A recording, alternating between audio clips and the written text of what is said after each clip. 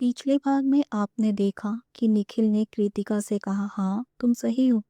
यहाँ हजारों लड़कियां हैं जो तुमसे कहीं ज्यादा सुंदर हैं। तुम उनके सामने कुछ भी नहीं। लेकिन मुझे प्यार उनसे नहीं तुमसे है। और प्यार किया नहीं जाता, हो जाता है। मुझे बस इतना पता है कि मैं तुम्हें पसंद करता हूँ। पता नहीं क्यों। शायद यह पहली नज़र का प्यार हो। हमारी पहली मुलाकात में जब मैंने तुम्हें बालकनी से मेरे सामने गिरते हुए देखा, तो उस वक्त मैं तुम्हारी आंखों को गौर से देख रहा था, जिसमें एक अजीब सा नशा था। एक वक्त में तुम्हारी आंखों ने मुझे तुम्हारे कई रूप दिखाए थे। एक पल में तुम डरी सहमी थी, दूसरे पल में किसी लोमड़ी की तरह चालाक, और तीसरे पल में किसी चट्टान की तरह मजबूत। निखिल बिना रुके आगे कहता गया, या शायद मैं तुम्हें इसलिए पसंद करता हूँ क्योंकि उस दिन मैंने ये एक्सपेक्ट नहीं किया था कि तुम सिर्फ एक टॉवेल अपने बदन पर लपेटे मेरे सामने आओगी, वो भी इस कॉन्फिडेंस के साथ कि तुम सच में मेरी गर्लफ्रेंड हो। या शायद इसलिए कि जैसे कोई तितली किसी इंसान को अपने नज़दीक आते देख उड़ जाती है, ठीक उसी तरह जब भी तुम मुझे अपने आसपास देखती हो तो किसी तितली की तरह उड़कर मुझसे दूर भागने की कोशिश करने लगती हो। मैं कोशिश करता हूँ तुम्हें पकड़ने की, लेकिन तुम मेरे हाथ नहीं आती। मैं तुमसे नफरत करता हूँ, लेकिन वह नफरत इसलिए है कि तुम मेरे प्यार को समझना नहीं चाहती हो। या शायद। निखिल आगे कहते कहते रुक गया। फिर वह एक पल के लिए मुस्कुराया। फिर उसने कहा, कारण कई है, इसलिए मैं भी नहीं जानता कि क्यों, आखिर क्यों मैं तुम्हें पसंद करता हूँ। कृतिका ऑलरेडी शॉक्ड हो चुकी थी। यह सब कहते हुए निखिल की आंखों में दिख रही सच्चाई को वह साफ साफ देख सकती थी। उसे अपनी किस्मत पर भरोसा नहीं हो रहा था।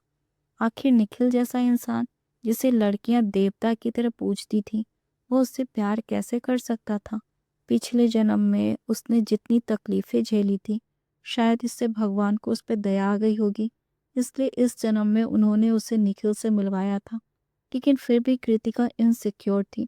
निखिल से कंपेयर किया जाए तो अनिकेत उसके सामने एक साधारण सा इंसान था। लेकिन जब अनिकेत जैसा साधारण सा लड़का भी उससे बोर हो जाने के बाद उससे नफरत करने लगा, तो निखिल तो उससे कहीं ज़्यादा टैलेंटेड और अमीर था। उसे भले ही इस वक्त वह पसंद थी, लेकिन कुछ वक्त के बाद वह भी अनिकेत की तरह उससे बोर हो जाने वाला था। उसके बाद वह भी उससे नफरत करने लगता। कृतिका को एहसास हुआ कि अपने पिछले जन्म की याद रहने के कारण वह अपने ऊपर आ रही मुसीबतों का सामना करने के लिए भले ही वो पहले से तैयार रह सकती थी, लेकिन उन यादों के कारण अब किसी पर भरोसा करने की गलती वो दोबारा नहीं कर सकती थी। अपने दोनों जन्म में एक ही आदमी से मिले धोखे और नफरत के कारण उसका खुद पर से कॉन्फिडेंस पूरी तरह से खत्म हो गया था, जिसके कारण वह निखिल के प्यार पर विश्वास नहीं कर पा रही थी। निखिल सर, कृतिका ने कहा। यह सुनते ही निखिल की आंखों में फिर से कृतिका के लिए गुस्सा झलकने लगा। उसने पहले ही उससे सब कुछ क्लियर कह दिया था कि वह उसे अकेले में सिर्फ उसके नाम से पुकारे। फिर भी उस लड़की ने उसे अभी अभी सर खाकर बुलाया था। निखिल के गुस्से की परवाह किए बगैर कृतिका ने कहा, आप चाहे तो मुझे खुदगर्ज समझ सकते हैं, लेकिन इस जन्म में मैं सिर्फ अपनी माँ का ख्याल रखना और एक शांत सिंपल लाइफ जीना चाहती हूँ। हाँ, मेरे डैड बीरेंद्र और अनिकेत के कारण मुझ में थोड़ा डर है। उन दोनों के कारण ही इस वक्त मैं आसानी से किसी के साथ रिलेशनशिप में जाने से डर रही हूँ। मुझे कुछ वक्त की ज़रूरत है और आगे अपनी ज़िंदगी में मैं किसी नॉर्मल लड़के को ढूंढना चाहूँगी, जो अमीर ना सही, लेकिन दिल का अच्छा हो और जो मेरे लिए लॉयल रहे। कृतिका सच में एक सिंपल और पीसफुल ज़िंदगी जीना चाहती थी। इससे ज़्यादा उसके मन में और कुछ नहीं था। कृतिका की बात खत्म होते ही निखिल ने तुरंत उससे वो सवाल किया, तुम इस बात को लेकर इतनी श्योर कैसे हो सकती हो कि एक नॉर्मल या ऑर्डिनरी बंदा जो ज़्यादा अमीर नहीं तुम्हें धोखा नहीं देगा। कृतिका कुछ कह नहीं सकी। निखिल सही था। एक साधारण बंदा उसे धोखा नहीं देगा, इसकी कोई गारंटी नहीं थी।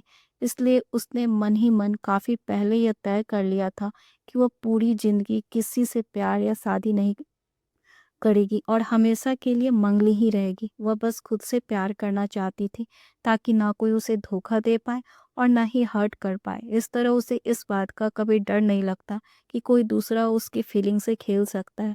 शायद निखिल ने भी उसके मन में चल रहे ख्यालों को पढ़ लिया था, इसलिए उसने अपने पकड़ से आज़ाद कर दिया।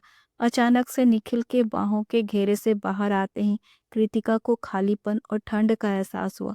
ठंड का मौसम भी नज़दीक था, इसलिए रात में चलने वाली हवाएं अब पहले से काफ़ी ठंडी हो गई थी। एक ठंडी हवा का झोंका कृतिका के कपड़ों से होते हुए उसके बदन को छू गया, जिससे उसका पूरा बदन काँपने लगा। ठंड से उसे गूज़बम्प आने लगे। इसके अलावा पहले ही उसके दोनों पैर अब ज़मीन पे थे, लेकिन अचानक से लगने वाली उस ठंड से उसके घुटने ने भी जवाब दे दिया था। वो गिरने ही वाली थी कि निखिल ने फिर से उसकी कमर को पकड़कर उसे थाम लिया। उसके हाथों की मजबूत पकड़ ने उसे गिरने नहीं दिया और उसकी हथेली जो उसकी कमर को दोनों किनारे पर थामे हुए थे, वे अपनी गर्मी से उसे ठंड लग रही थी, उसको दूर कर दिया। कृतिका के दिल की धड़कन तेज हो गई। भले ही वह निखिल के प्यार को ठुकराना चाहती थी, लेकिन उसका दिल सिर्फ उसके लिए धड़कना चाह रहा था। बस उसके एक टच से कृतिका के मन में कई ख्याल उभर आते थे और तब उसका खुद पर कोई काबू नहीं रहता।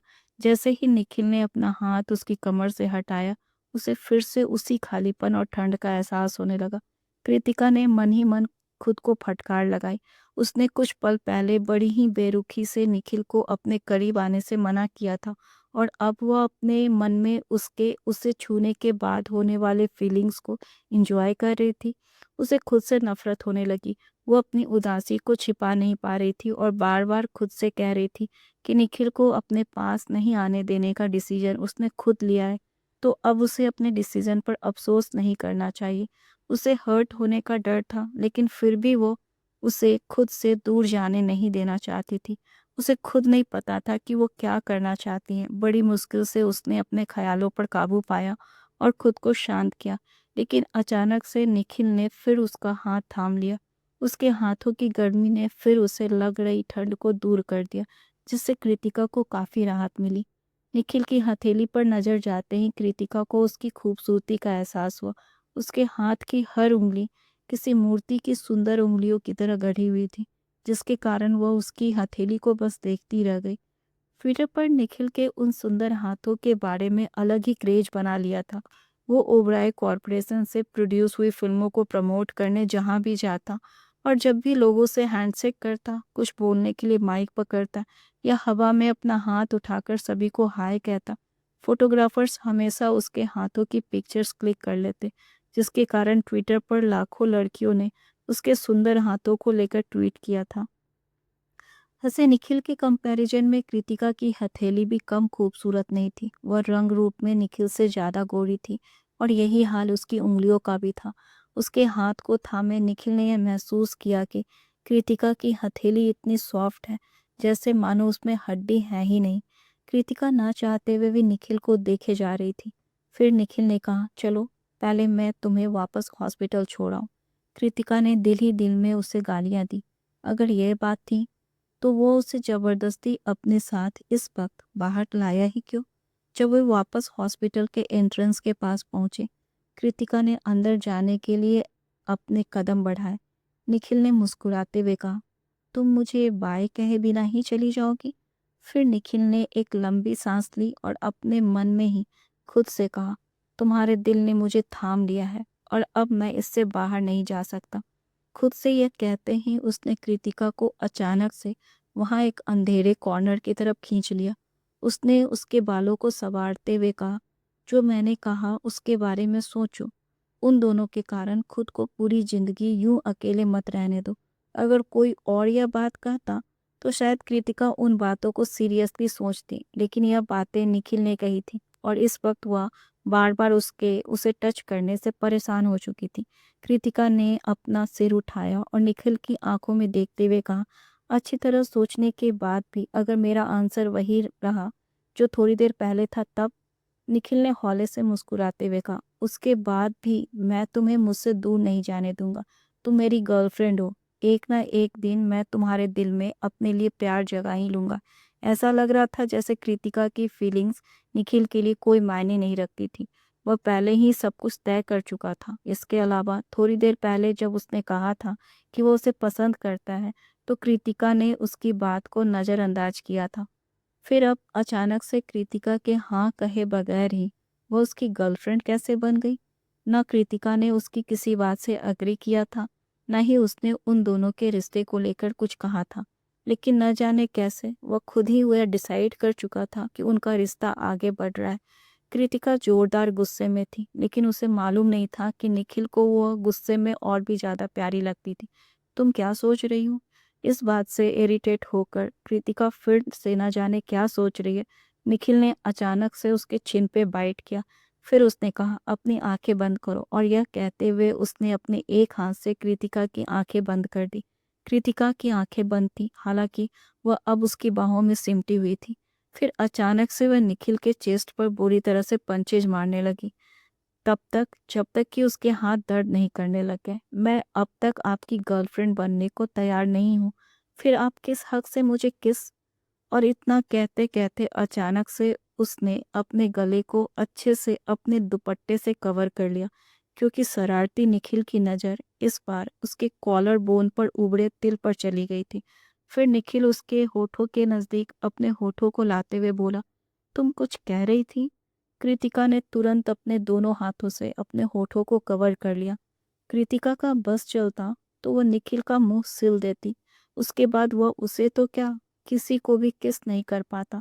निखिल ने उसके चेहरे पर आई लट को उसके चेहरे से हटाते हुए कहा, अब यहीं खड़ी रहोगी या वापस अपनी माँ के पास जाओगी? कृतिका ने निखिल की तरफ गुस्से से देखा, लेकिन उसकी शरारती आंखों में झांकते ही उसके तन बदन में आग सी लग गई। उसने तुरंत अपना चेहरा दूसरी तरफ घुमा लिया। उसके बाद वह निखिल की तरफ देखे बिना ही हॉस्पिटल के अंदर ऐसे भागी जैसे कोई उसका पीछा कर रहा हो। निखिल की नज़रों से दूर जाने के बाद भी वह काफ़ी नर्वस फील कर रही थी।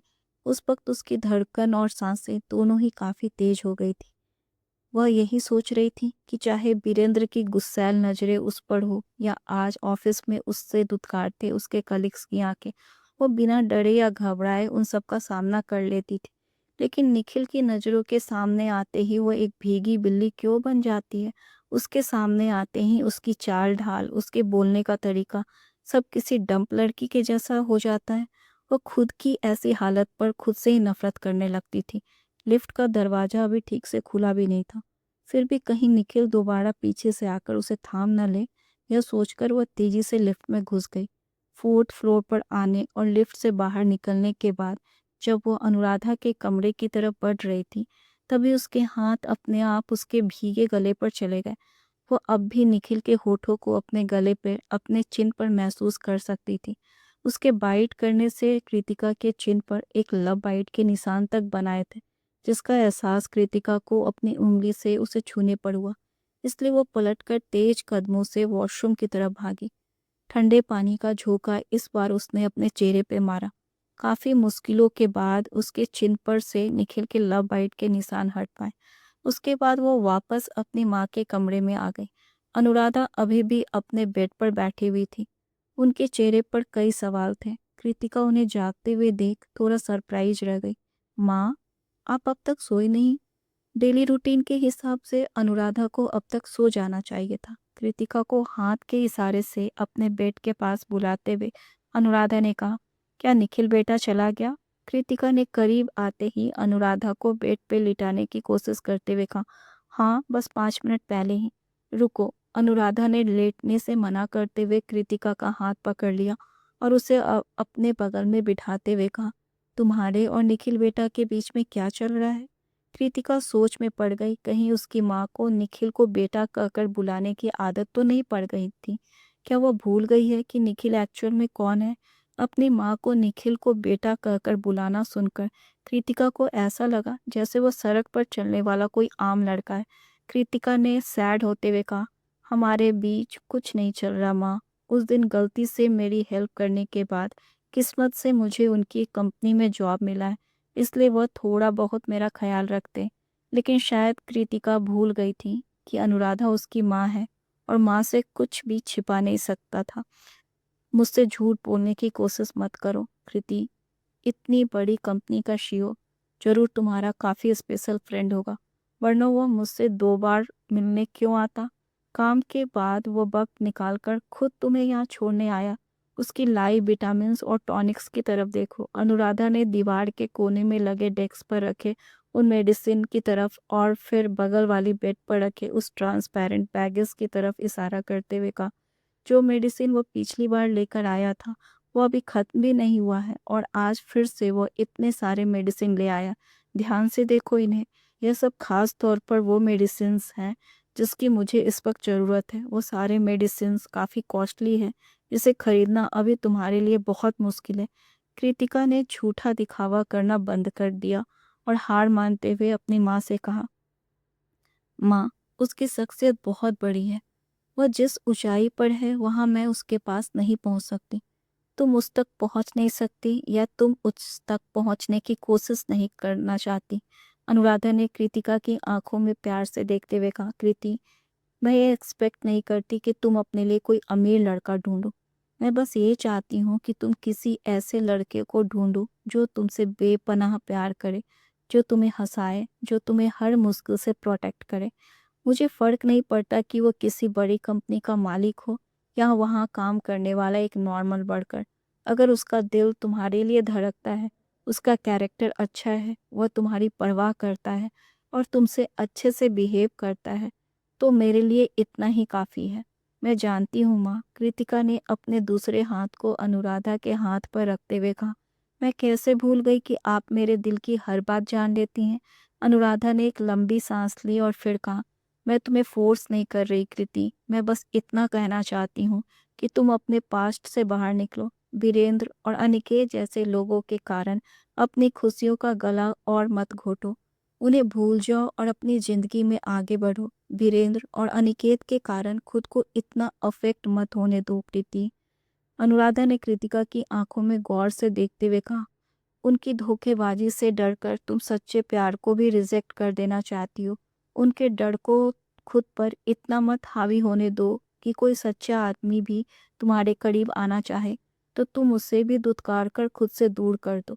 अनुराधा ने आगे कहा, कृति, मैं जानती हूँ कि तुम एक बहादुर लड़की हो, लेकिन प्यार की बात आते ही तुम डर के पीछे हट जाती हो। क्या उन दोनों आदमियों के दिए धोखे और दर्द के कारण खुद की हैप्पीनेस को इग्नोर करना सही है? अनुराधा ने कृतिका की पीठ थपथपाते हुए कहा, मैं तुम्हें फोर्स नहीं कर रही हूँ। तुम्हें कल कहा था कि तुम अभी यंग, बहुत यंग हो और तुम्हारी वो बात बिल्कुल सही है। तुम्हारा डिपेंडेंट होना, जिंदगी जिम्मेदारियों से मुंह ना मोड़ना और इतने यंग एज में जॉब करना, इन सब बातों के कारण मैं भूल गई थी कि तुम 22 साल की ही हो। इसलिए किसी के साथ रिलेशनशिप में आने की तुम्हें अभी कोई चिंता नहीं करनी चाहिए, खास तौर पर तब तक जब तक कि तुम्हें तुम्हारी पसंद का लड़का ना मिल जाए। लेकिन अगर कोई ऐसा लड़का तुम्हारी ज़िंदगी में आता है जिसे तुम भी दिल ही दिल में पसंद करती हो, तो वीरेंद्र और अनिकेत के कारण उसे अपने करीब आने से मत रोको। अपनी खुशियों को उन दोनों के कारण कुर्बान मत करो। ऐसा क्यों है कि गलत उन्होंने किया लेकिन उसकी गलती की सज़ा तुम खुद को दे रही हो? अनुराधा ने फिर से कहा, अकेलेपन को अपना दोस्त मत बनाओ बेटा। तुम भी खुशियाँ डिजर्व करती हो। माँ, मैं अपनी माँ को अपने लिए परेशान होता देख कृतिका की आंखें भर आई। उसने उन्हें जोर से हक कर लिया। पिछले जन्म में उसे कभी कोई ऐसा मौका नहीं मिला था जब वो अपनी माँ से हार्ट टू हार्ट बात कर पाए। इसके अलावा इस जन्म में उसके पास कोई ऐसा था भी नहीं जिससे वह अपने दिल की बात कह सकती थी। ऐसा इसलिए क्योंकि इस जन्म में अनुराधा की हेल्थ इतनी बिगड़ चुकी थी कि वह उसे किसी भी तरह की परेशानी में नहीं देखना चाहती थी। हर दिन कृतिका अपने काम पर बहुत मेहनत करती थी ताकि वो अपनी माँ को अच्छे से अच्छे ट्रीटमेंट दिलवा सके, उससे मिलने जा सके, लेकिन सोनाली कभी भी उसे उसकी माँ से मिलने का मौका नहीं देती थी। उसका स्ट्रेस इतना बढ़ गया था कि वह रात को सो नहीं पाती थी और डिप्रेशन में चली गई थी। बावजूद इसके इस जन्म में कोई ऐसा नहीं था जिससे वो अपने दिल की बात कर पाती, और तो और कुछ वक्त बाद उसे जेल जाना पड़ा, जिसके बाद वह अभी अपनी माँ से नहीं मिल पाई। हालांकि अब इस जन्म में वह अनुराधा से काफ़ी कुछ शेयर करना चाहती थी, लेकिन अंबिका आंटी और कैलाश अंकल के उसी कमरे में उनके नज़दीक वाले बेड पर होने के कारण कभी अपनी माँ से कुछ नहीं कह पाई थी।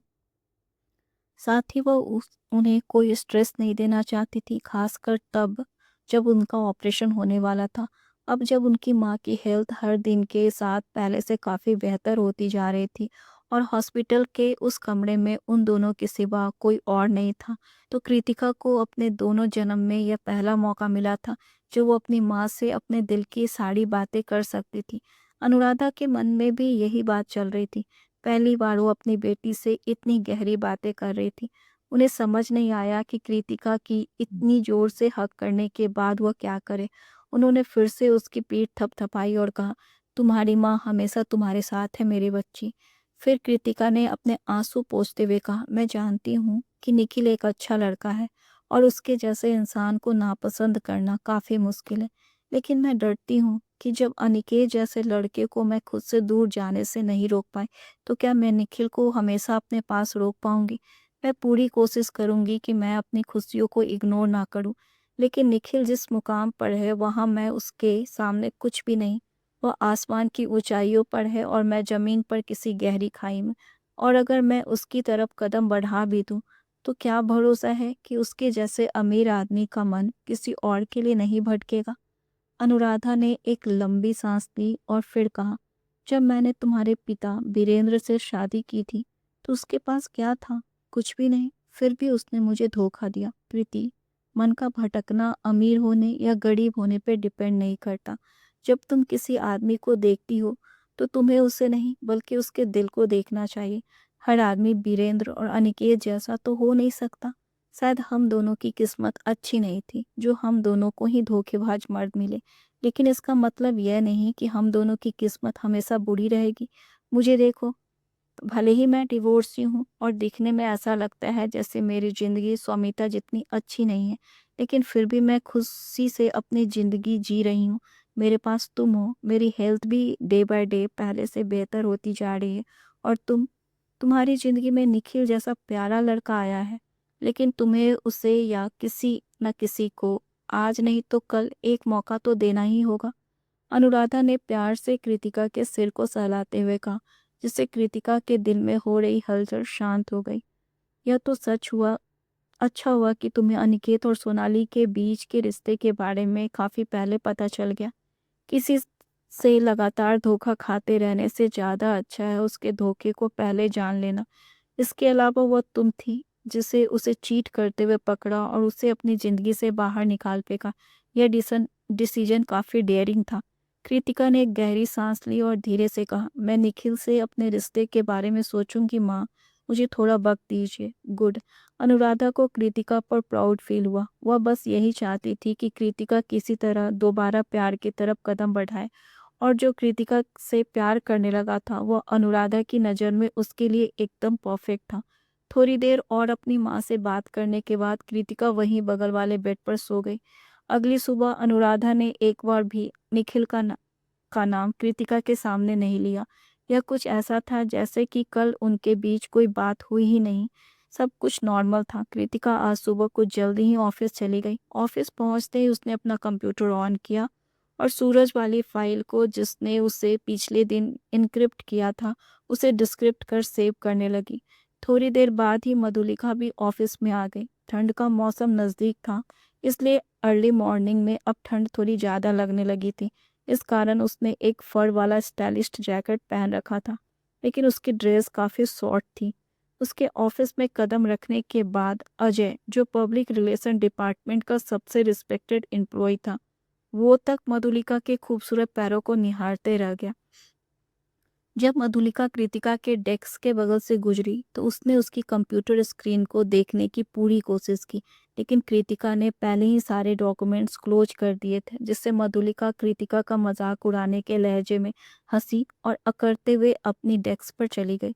अपने डेस्क पर बैठने के बाद ही उसने देखा कि कृतिका फिर से अपने कंप्यूटर पर वह क्लोज डॉक्यूमेंट ऑन कर रही थी। थोड़ी देर बाद प्रियंका ढेर सारी फाइल्स को लेकर आई और धड़ाम से उन फाइल्स को कृतिका की डेस्क पर पटक दिया और तेज आवाज में बोली, पहले इन डॉक्यूमेंट्स पे काम करो।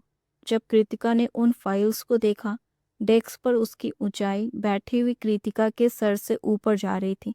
फिर उसकी नज़र मधुलिका के डेस्क पर गई, जहाँ एक भी फाइल नहीं थी। कृतिका को तिरछी नज़रों से अपने डेस्क की तरफ देखते हुए देख मधुलिका को हंसी आ गई। कृतिका ने प्रियंका से सवाल किया, क्या कुछ फाइल मधुलिका को नहीं मिलने चाहिए? उसकी चिंता तुम मत करो, प्रियंका ने अपनी आवाज और तेज करते हुए कहा।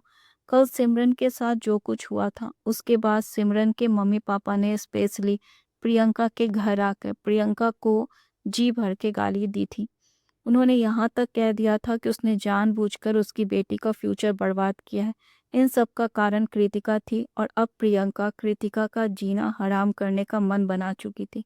इसलिए जब लिली ने कल लंच टाइम के वक्त उसे मधुलिका और कृतिका को वो फाइल्स अगले दिन देने को कहा, तो उसने बिना हेजिटेट किए वो सारी फाइल्स आज अकेले कृतिका को दे दी। कृतिका ने अपने होठ से कोड़ते हुए कहा, ठीक है। प्रियंका को लगा कि कृतिका उससे डर गई है। उसे गुस्सा तो बहुत आ रहा होगा, लेकिन उसे पलटकर जवाब देने की उसमें हिम्मत नहीं है। प्रियंका ने हंसते हुए अपने होठों के किनारे उठाए और हाँ की आवाज करते हुए डेस्क पर चली गई। लेकिन कृतिका के एक्सप्रेशन जरा भी चेंज नहीं हुए। वह एक एक कर फाइल ओपन कर उन्हें सॉर्ट आउट करने लगी। उस पूरी सुबह कृतिका को सूरज आहूजा से जुड़े अपने पर्सनल डॉक्यूमेंट को एक बार भी ओपन करने का मौका नहीं मिला, जबकि दूसरी तरफ मधुलिका को कोई भी काम नहीं होने के कारण अपने डेस्क पर बैठे बैठे बोर हो गई। प्रियंका ने उसे एक छोटा सा डॉक्यूमेंट तक नहीं दिया था काम करने के लिए। हर किसी ने यह साफ साफ देखा, लेकिन किसी को इससे कोई फर्क नहीं पड़ा। सिर्फ सागर को यह बात पसंद नहीं आई, पर वह अकेले ऐसा महसूस कर रहा था, इसलिए वह बाकी एम्प्लॉय के अगेंस्ट जाकर कुछ बोल नहीं पाया। कृतिका ने इन बातों की तरफ जरा भी ध्यान नहीं दिया। वह बस एक एक कर उन पर तेजी से काम खत्म कर रही थी। एग्जैक्टली 12 बजे यह देखकर कि कृतिका अपने उन फाइलों में बिजी है, मधुलिका मन ही मन उसका मजाक उड़ाते हुए हंस पड़ी। फिर उसने प्रियंका को अपने साथ खाना खाने के लिए बुलाया। प्रियंका अचानक से खाना खाने के लिए मिले मधुलिका के इनविटेशन से सरप्राइज थी।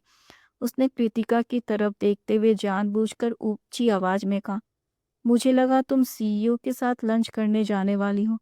शायद कल के मिले वार्निंग लेटर को मधुलिका भूल गई थी, इसलिए उसने फिर से निखिल का नाम लेने और उससे अपनी झूठी पहचान की बात सब बाकी कलीग्स के साथ जारी रखी। नहीं, अभी तो ऐसा करना ठीक नहीं रहेगा। इस वक्त मैं बस एक स्मॉल इंटर्न हूँ, इसलिए अब एक एम्प्लॉय की ड्यूटी निभाना मेरे लिए ज़्यादा सही रहेगा। और कल जो निखिल ने कहा, बाद में उसकी कही बातों को सोचने के बाद मुझे भी उसकी बातें सही लगी। अपनी वर्क लाइफ और प्राइवेट लाइफ को मुझे मिक्स नहीं करनी चाहिए। एनीवे, मैं बाद में उसके घर पर तो उससे मिल ही सकती हूँ। ठीक उसी वक्त कृतिका का फोन रिंग करने लगा।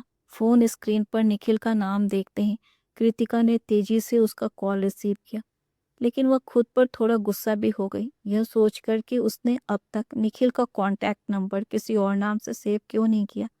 जैसे ही उसने कॉल रिसीव किया, उसे निखिल की आवाज़ सुनाई दी, तुम अब तक यहाँ आई नहीं।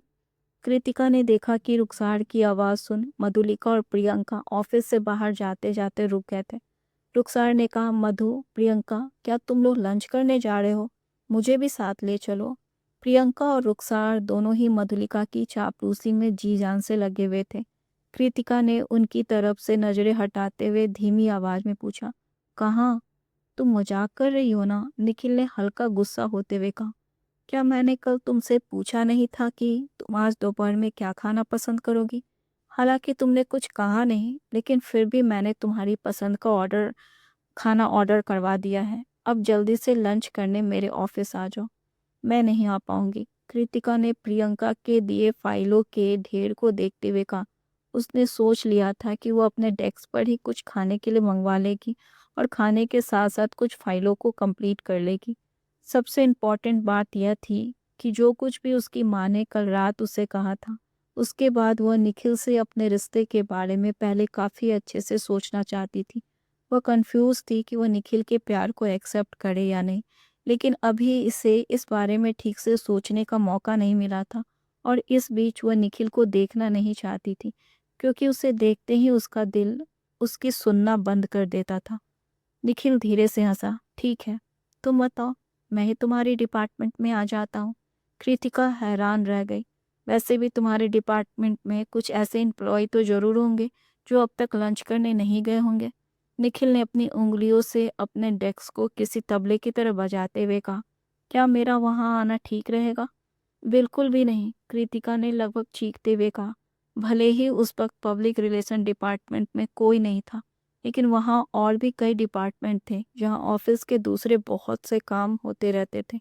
निखिल को स्पेशली उससे मिलने के लिए आते हुए बाकी की डिपार्टमेंट के एम्प्लॉय जरूर देख लेते, और फिर जो अफवाह कृतिका को लेकर उड़ाई जाती वो वहाँ उसका काम करना मुश्किल करती थी।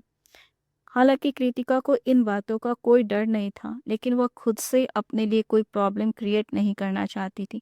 ऐसा है तो तुम जल्दी से मेरे ऑफिस आ जाओ, या मैं अपने ऑफिस से बाहर निकलूं। फोन पर ही निखिल को महसूस हो गया था कि कृतिका बहुत गुस्से में है, और यह सोचकर उसके चेहरे पर मुस्कुराहट उभर आई थी। नहीं, आप वहीं रुको, मैं आ रही हूँ। कृतिका ने यह कहते हुए फोन कट कर दिया और जल्दी से फाइलों को बंद करके ऑफिस से बाहर निकल गई। मधुलिका, प्रियंका और रुखसार पहले ही लंच के लिए जा चुकी थी। जब कृतिका टॉप फ्लोर पर पहुंच गई तो उसने एक्सेप्ट नहीं किया था कि अनुपम भी वहां पर होगा। कृतिका को देखते ही वह तेजी से उसके पास गया और कहा, Kritika, I am really sorry for yesterday. कल मेरे कारण तुम्हें काफ़ी परेशानी उठानी पड़ी। लेकिन कृतिका ने उन सब के लिए अनुपम को ब्लेम नहीं किया। इसमें उसकी कोई गलती नहीं। आपने उन्हें ऑर्डर मेरे सामने ही तो दिया था। लेकिन कुछ लोग बस दिखावे के लिए हाँ तो कह देते हैं, पर ऑर्डर फॉलो नहीं करते। सीईओ आपका वेट कर रहे हैं, अनुपम ने हल्की मुस्कुराहट के साथ कहा। चिंता मत करो, इस फ्लोर के सभी एम्प्लॉय लंच करने गए हुए हैं, तुम्हें कोई नहीं देखेगा। अनुपम की उस बात पर कृतिका से कुछ कहते हुए नहीं बना। जिस तरह से अनुपम ने यह बात कही थी, उससे ऐसा लग रहा था कि कृतिका का निखिल से सीक्रेट अफेयर चल रहा है। अनुपम की नज़र से कृतिका को थोड़ा ऑकवर्ड फील हुआ। फिर उसने निखिल के ऑफिस के दरवाजे पर नॉक किया। निखिल ने ठक ठक की आवाज़ सुन रिप्लाई किया, कम इन। कृतिका ने एक लंबी सांस ली, फिर दरवाजा ओपन कर ऑफिस के अंदर चली गई। कृतिका को लगा था कि निखिल सोफे पर बैठकर उसका इंतजार कर रहा होगा, लेकिन ऐसा नहीं था। वो अपने डेस्क पर कुछ काम करने में लगा हुआ था। जब उसने कृतिका को कॉल किया था तब वो ऐसे बिहेव कर रहा था जैसे वह कंप्लीटली फ्री है। शुरू में निखिल को लगा कि अंदर आने वाला पर्सन अनुपम था, लेकिन अंदर आने के बाद उसके कुछ ना कहने पर निखिल ने जब अपना सर उठाकर देखा तो सामने उसे कृतिका दिखाई दी। उसे देखते ही वह मुस्कुरा उठा। तुम्हें दरवाजे पे नॉक करने की कोई ज़रूरत नहीं, तुम सीधे अंदर आ सकती हो। जब कृतिका ने अंदर आने के बाद ऑफिस का दरवाज़ा बंद किया तो उसने देखा कि कॉफ़ी टेबल पर पहले ही खाना सर्व किया जा चुका है। खाना भी तुरंत आया है और गर्म है। जल्दी से खा लो वरना ठंडा हो जाएगा। निखिल ने कॉफ़ी टेबल की तरफ पॉइंट करते हुए कहा, और फिर अपने काम में बिजी हो गया। आप नहीं खाएंगे क्या? कृतिका ने सोफे पर बैठते हुए सवाल किया। निखिल को कृतिका को छेड़ने का एक और मौका मिल गया। उसने उसकी तरफ देखे बिना कहा, हाँ खाऊंगा ना, बस थोड़ा सा पेपर वर्क बचा हुआ है, इसे ज़्यादा वक्त नहीं लगेगा, तब तक तुम खाना शुरू करो। वो दोनों एक दूसरे से ऐसे बिहेव करते थे जैसे कोई ओल्ड कपल जो काफ़ी लंबे वक्त से एक दूसरे के साथ रह रहे हों। निखिल इतना कहकर वापस अपने पेपर वर्क में लग गया, लेकिन रह रह कर वो मुस्कुरा उठता था। कृतिका ने खाना शुरू नहीं किया। वो निखिल का वेट करने लगी, लेकिन वह जानबूझकर अपने काम में बिजी रहा। थोड़ी देर के बाद कृतिका के पेशेंस ने जवाब दे दिया और वो उठकर सीधे निखिल के डेस्क पर चली गई। फिर उसने कहा, क्या आप हमेशा ऐसे ही खाने के वक्त अपने काम में बिजी हो जाते हैं? कृतिका को कल की बात याद थी जब अनुपम ने कहा था कि निखिल अगर काम में बिजी हो जाता है तो फिर उसे खाने का ध्यान नहीं रहता। निखिल ने अपना सिर उठाकर और हल्की मुस्कुराहट के साथ कहा, तुम खाना शुरू करो ना, मैं जल्दी ही तुम्हें ज्वाइन करता हूँ। 10 मिनट पहले भी आपने यही कहा था। कृतिका ने निखिल की फाइल को बंद करते हुए कहा, आप जितना चाहे उतना काम कर लीजिए, लेकिन साथ में अपने खाने पीने का ख्याल भी रखिए। इसमें इतना टाइम भी नहीं लगेगा कि आपका काम बिगड़ जाए। अगर उसकी फाइल अचानक से किसी और ने बंद की होती तो शायद गुस्से में निखिल अपना टेबल पलट देता, लेकिन उसकी फाइल बंद करने वाली कृतिका थी। उसका ऐसा करना कृतिका को निखिल को काफ़ी स्वीट लगा। उसके ऐसा करने से निखिल को जरा भी गुस्सा नहीं आया, और उससे गुस्सा आए भी क्यों? कृतिका को उसकी हेल्थ की थोड़ी चिंता थी, तभी तो उसने ऐसा किया। वरना वो अकेले ही लंच कर लेती। ठीक है बाबा, जो तुम कहोगे मैं अच्छे बच्चे की तरह वो मानूंगा। यह कहते हुए निखिल उठा और स्माइल करते हुए उसके पीछे पीछे जाकर सोफे पर बैठ गया। उसने देखा कि कृतिका उसके लिए प्लेट में खाना निकाल रही थी, लेकिन इस दौरान उसने एक बार भी उसकी तरफ नहीं देखा। फिर भी उसके गाल न जाने क्यों थोड़े गुलाबी हो गए थे। निखिल सोफे पर कृतिका के इतने करीब बैठा कि उसके कंधे और पैर दोनों ही कृतिका से टच कर रहे थे। ऐसा होते ही कृतिका को लगा जैसे उसके पूरे बदन में आग सी लग गई है। जैसे ही कृतिका ने उसे थोड़ी दूर खिसकने की कोशिश की, वो उसके और पास आ गया। मुझे अच्छा लगा कि तुम्हें मेरी चिंता है। निखिल का यह कहना कृतिका को पूरी तरह झकझोर गया। इतना स्पेशल इंसान किसी और को स्पेशल फील कैसे करवा सकता है? हालांकि वो उसके काफी नजदीक बैठा था, फिर भी उसके चार्म में कोई कमी नहीं आई थी। उसकी गहरी काली आंखों में अलग ही नशा था। उसकी नोच काफी नुकीली और सीधी थी। उसके होठ किसी रोज की तरह थे, लेकिन जो हरकत उन होठों से वो कृतिका के साथ करता था, उसे कृतिका को उसके होठों पर कांटे नजर आते थे। वो एक आदमी था, फिर भी उसकी स्किन बहुत डेलिकेट और स्मूथ थी। उसकी बियर्ड काफी अच्छे से शेप की हुई थी, जिससे एक अलग ही ग्लो उसके चेहरे पर आ रहा था। कृतिका की नज़र निखिल के हल्के से बाहर निकले और बीच में थोड़े से दबे चिन्ह पड़ गई, जो किसी एप्पल की तरह लग रहे थे। उसने कभी नहीं सोचा था कि कोई आदमी इतना हैंडसम हो सकता है। वो पहले भी कई बार निखिल से मिल चुकी थी, लेकिन इन बातों पर उसने पहली बार गौर किया था। जब वो अनिकेत को डेट कर रही थी, तब उसने उसे भी इतनी गौर से नहीं देखा था। लेकिन इस वक्त निखिल को देखते हुए उसे वो कोई प्यार का देवता लग रहा था, जिसकी तरफ वो खुद को अट्रैक्ट होने से रोक नहीं पा रही थी। फोन पर निखिल की धीमी हंसी, जो अब यह सब सोचते हुए कृतिका के दोनों कानों में गूंज रही थी, उससे उसके पूरे बदन में सनसनाहट सी दौड़ गई। यह सब किसी मैग्नेट की तरह उसे निखिल की ओर खींच रहा था। इसके गाल शर्माहट से गुलाबी होते जा रहे थे और अपने ख्यालों में उसे पता ही नहीं चला था कि उसके होठ एक हल्की सी मुस्कान बार बार उभर कर सामने आ रही थी। उसे समझ नहीं आ रहा था कि वो न चाहते हुए भी निखिल के बारे में इतना सब क्यों सोच रही थी।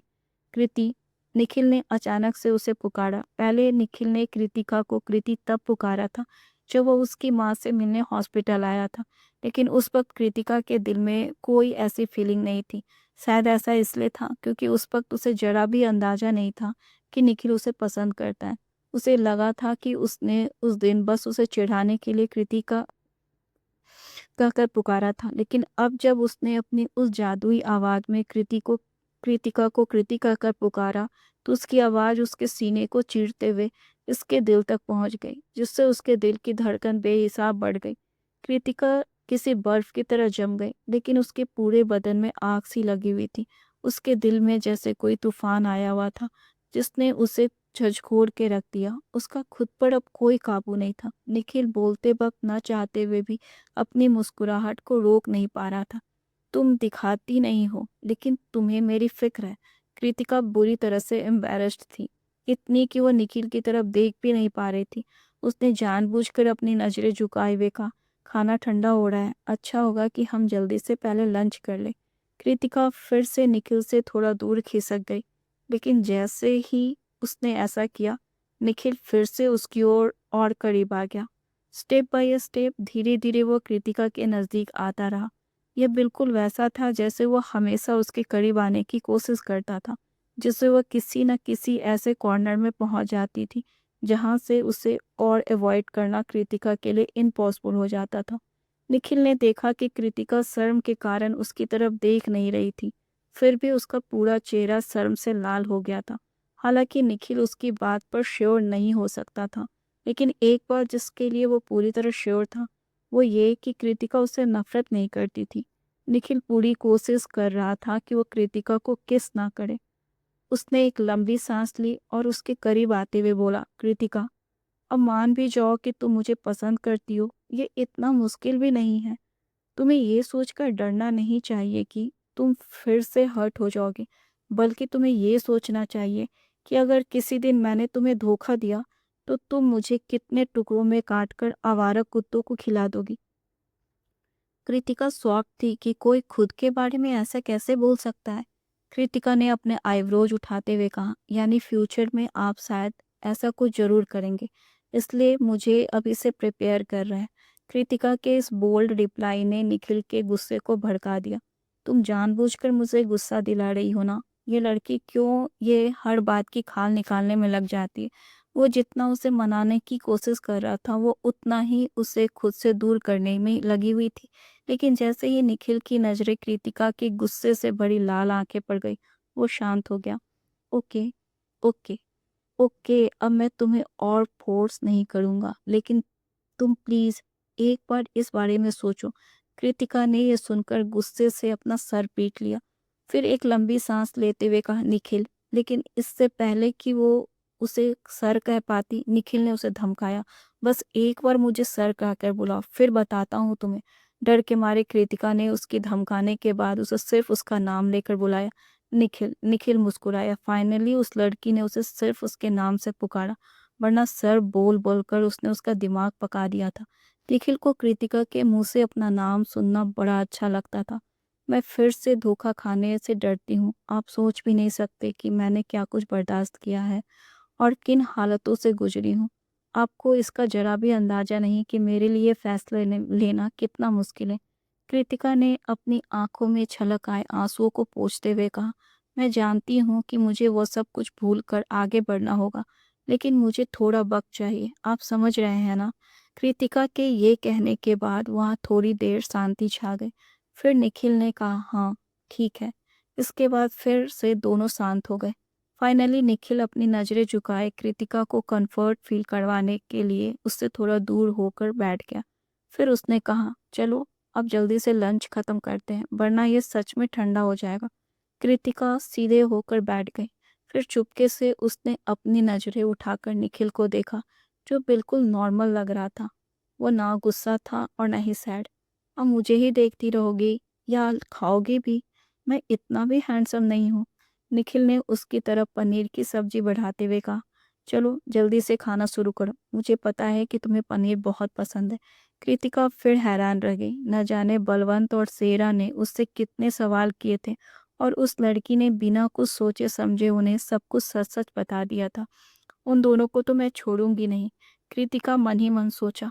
और उसने तुम्हें सोचने के लिए बस कुछ दिन का समय दे रहा हूँ। निखिल ने कृतिका की आंखों में झांकते हुए कहा, कमिंग सैटरडे तक का टाइम ठीक रहेगा, उस दिन आंटी भी डिस्चार्ज हो रही हैं। कृतिका ने मन ही मन सोचा कि इतना टाइम ठीक रहेगा, इस दौरान वह निखिल के साथ अपने रिश्ते को लेकर अच्छे से सोच पाएगी। निखिल के साथ लंच करने के तुरंत बाद कृतिका ने सोचा कि निखिल को अपना पेपर वर्क करना है और खुद उसकी डेस्क पर अभी फाइलों का ढेर लगा हुआ है जिसे उसे कंप्लीट करना था, इसलिए वह तुरंत ही उसके ऑफिस से बाहर निकल गई। लेकिन किसी को पता था कि जैसे ही वो निखिल के ऑफिस से बाहर निकलेगी, वैसे ही सिमरन ऑफिस कैंटीन से खाना खाकर लौट रही होगी। कल जो कुछ भी हुआ था उसके बाद से सिमरन और प्रियंका में बिल्कुल भी बात नहीं हो रही थी। साथ ही सेक्रेटरियल डिपार्टमेंट की उसकी कलीग्स भी उससे बात नहीं कर रहे थे। दोपहर में लंच टाइम के वक्त जब वंदना ने शिवांगी को अपने साथ रोज की तरह खाने के लिए इनवाइट किया, तो उसने सिमरन की तरफ एक बार देखा तक नहीं। इसलिए सिमरन को चुपचाप अकेले कैंटीन में जाकर लंच करना पड़ा। सिमरन ने कृतिका को निखिल के ऑफिस से बाहर निकलते तो देख लिया, लेकिन अब क्या सिमरन भी कोई चाल चलने वाली है? इसको पूरा सुनने के लिए